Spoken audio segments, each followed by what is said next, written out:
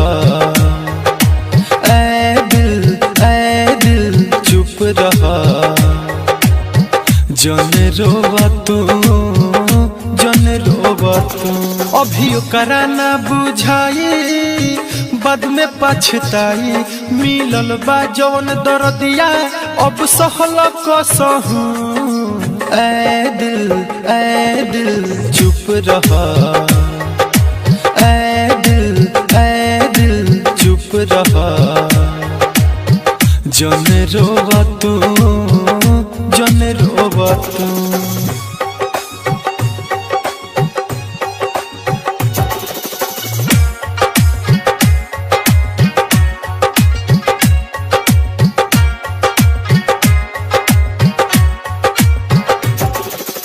कैलस वादा तो नानी भैलस हो।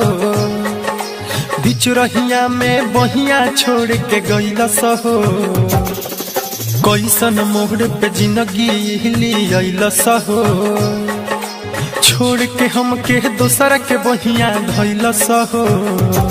जब दिलव करो दुखाई, बाद में पछताई। मिलल बा जवन दर्दिया, अब सहल कसहू। ऐ दिल चुप रहा। ऐ दिल चुप रहा। जन रोवा तू, जन रोवा तू।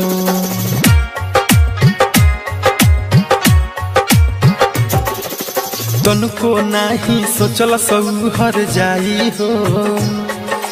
टूटल दिलवा लेके दीपक कहाँ जाई हो। बिया रोवले हो हंसे ना पाई हो।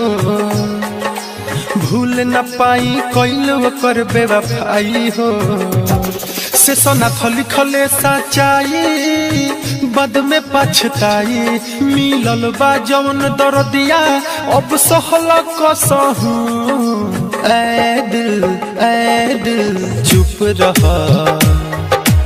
ऐ दिल चुप रहा।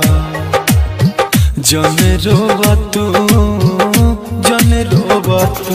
अभी ओकरा ना बुझाई, बाद में पछताई। मिलल बा जवन दर्दिया, अब सहल कसहू।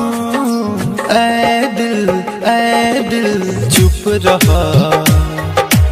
ऐ दिल चुप रहा। जन रोवा तू।